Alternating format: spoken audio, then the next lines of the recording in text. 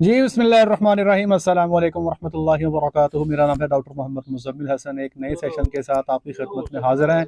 हम मौजूद हैं हज़रू में।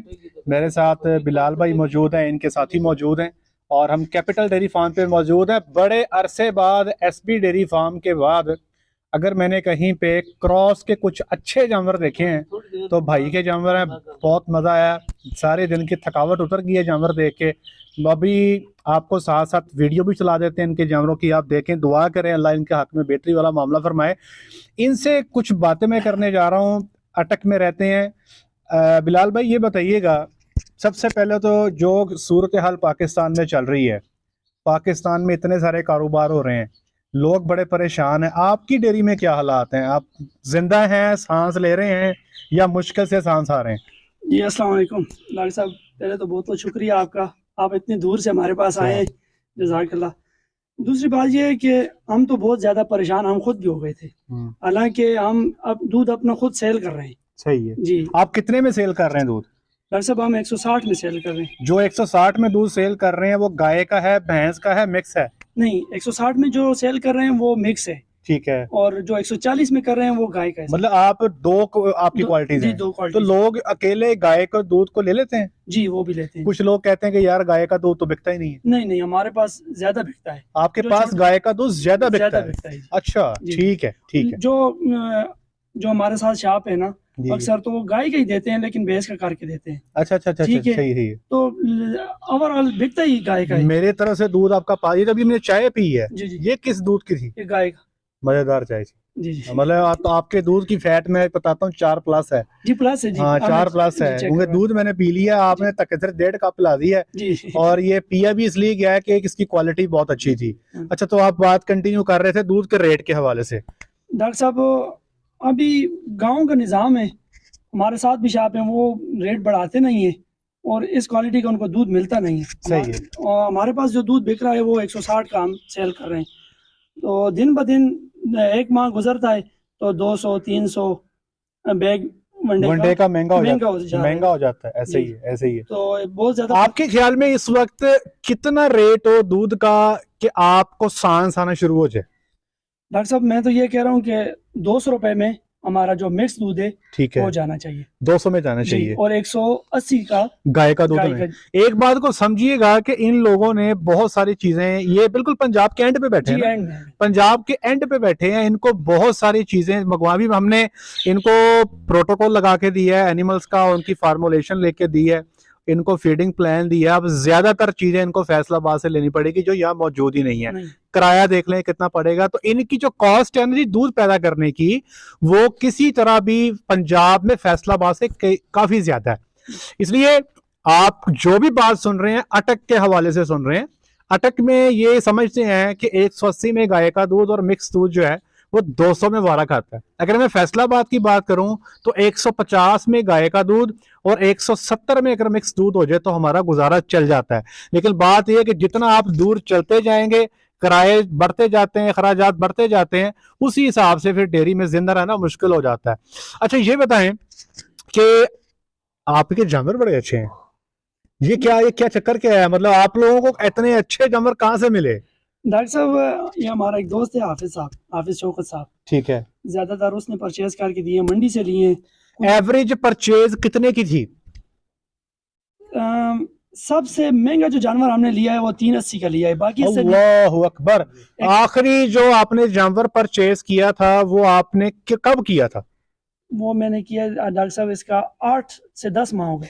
मतलब आपने ये कह सकते हैं कि मार्च 2022 के बाद परचेसिंग नहीं की? महंगाई तो हुई उस तो बाद। लोग कहते हैं कि डॉक्टर साहब जो है वो पॉलिटिकल बातें शुरू कर देते हैं, लेकिन अगर देखा जाए तो मार्च के बाद पाकिस्तान में जो है तबाही फिर चुकी है। तो रेट जानवरों के मैं आपको लेकर देता हूँ भाईजान, ये 380 वाली कहानी मुक गई है। अब ये कोई जानवर भी आपका 5 लाख से नीचे नहीं है। इन्होंने चोम चट के रखो, इनसे आगे ब्रीड बनाएं, इनको आगे जितना बेहतर कर सकते हैं इनको बेहतर करें। यहाँ पे आपके मज़ाफ़ात में कितने डेयरी फार्म है? डॉक्टर साहब फार्म तो इधर कोई भी इस किस्म में एक है, जो रास्ते से हम आए हैं ना, उन्होंने बड़ा शेड बनाया। अगर मैं बात करूं यहाँ से आपके फार्म के चारों तरफ के 35-40 किलोमीटर पे अगर मैं दायरा खींचूं जी जी तो कुछ 10 फार्म आ जाते हैं। जी आते हैं। उन 10 फार्म्स का राब्ता है आप इसमें? नहीं। तो फिर ये बताएं कि आप ऊपर कैसे जाएंगे? जी। मैं एक बात अक्सर कहता हूं, जब तक ये फार्मर ऐसे मिल नहीं जाता ना, तब तक आप तरक्की नहीं कर सकते। जैसे वो कह रहे हैं कि दुकान वाला पास बैठा, उससे जो है दूध के रेट पे मामला तय नहीं हो रहा। जनाब, वो लोग जो भट्टा एसोसिएशन को जानते हैं ना, ईंटों वाले, उनकी एसोसिएशन बड़ी स्ट्रांग है। बहुत कम देखेंगे कि ईंटों के भट्टे वाले रोते नजर आए, वो रेट निकालते हैं और वो चीजों को तय कर लेते हैं।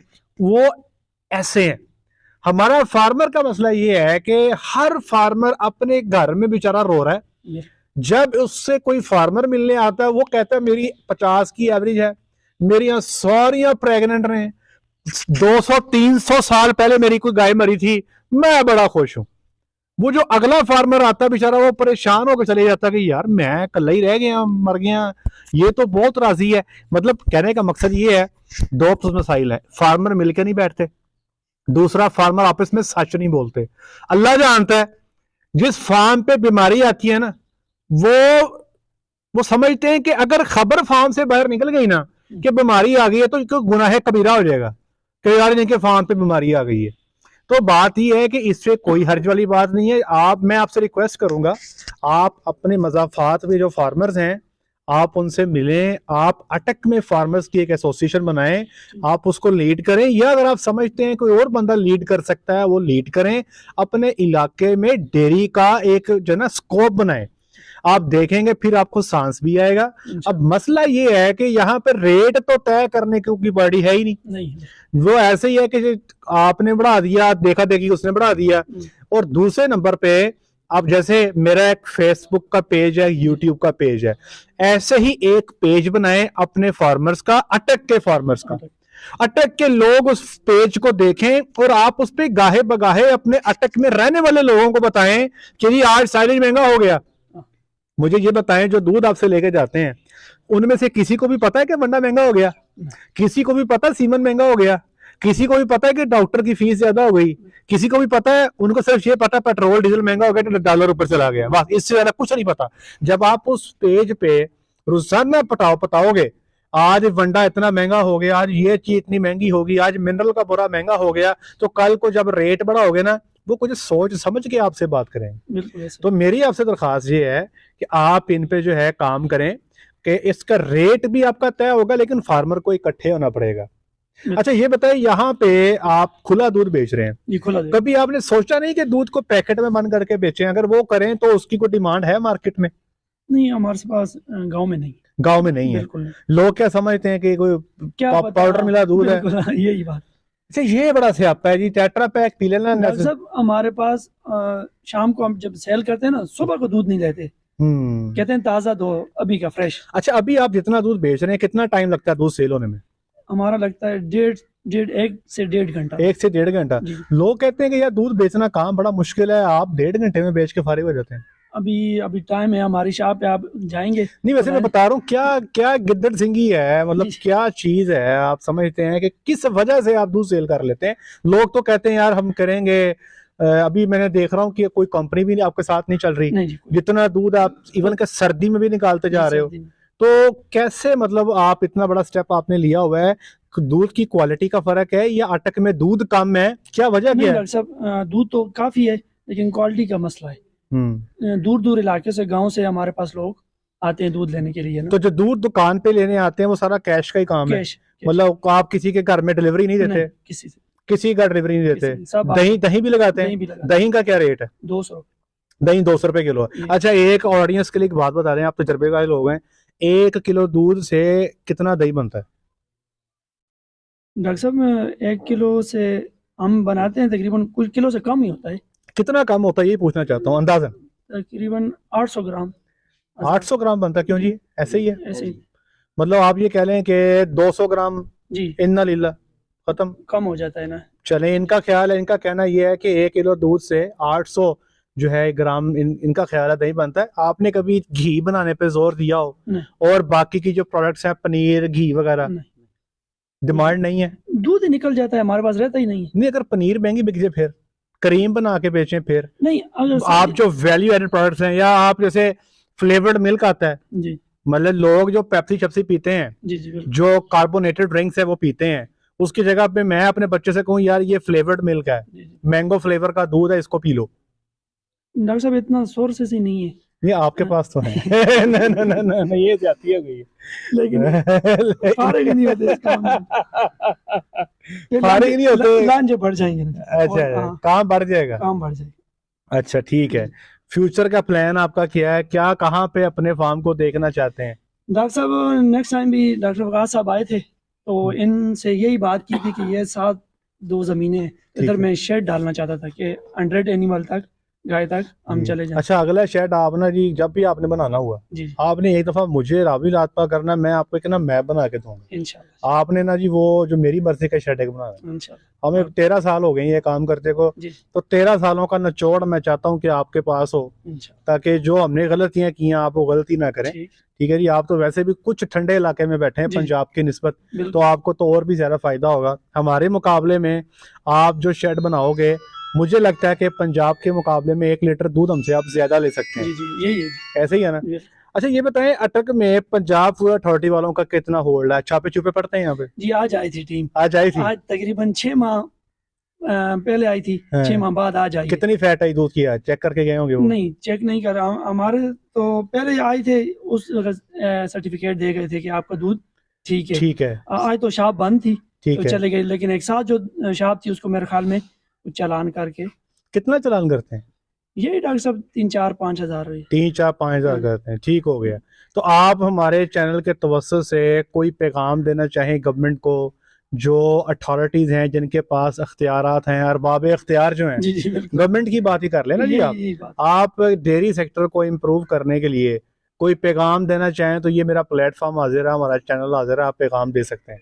डॉक्टर साहब यही है कि हमारे साथ तावन किया जाए, ठीक है, क्योंकि आपको पता है अखराजात दिन ब दिन बढ़ते जा रहे हैं ना, बिजली के कास्ट ज्यादा महंगी पड़ रही है जी, ठीक है। बाकी अभी तूड़ी हम ला रहे हैं वो भी 1100 रुपए मान हो गई है जी, 1100 रुपए मान हो गई है, तो खर्चे ज्यादा हो रहे हैं और दूध का रेट जो है वो वहीं का वहीं है। तो मैं एक बात कहूँ जी, शहबाज शरीफ साहब इस वक्त करंट प्राइम मिनिस्टर हैं, अगर वो मेरी बात सुन रहे हैं, अगर आप चाहते हैं कि आज ही डेयरी इंडस्ट्री उठ जाए, कुछ भी ना करें आप, 1 रुपया नहीं खर्च होगा आपका, आज ही एक ऐलान कर दें, कुछ भी नहीं करना पड़ेगा आपका, आज ऐलान कर दें कि दूध का रेट ओपन होगा, दूध का रेट अगर कोई कंट्रोल करेगा तो उस इलाके का फार्मर कंट्रोल करेगा। देखें ना जी, मेरी हुकूमत से छोटी सी गुजारिश है, अगर आपका आइटम्स पे कंट्रोल नहीं है, मतलब सोयाबीन, मिल्क, कैनोला, चोकर, मक्की, जितनी चीजें हम जानवरों को खिलाते हैं, अगर उस पे कंट्रोल नहीं है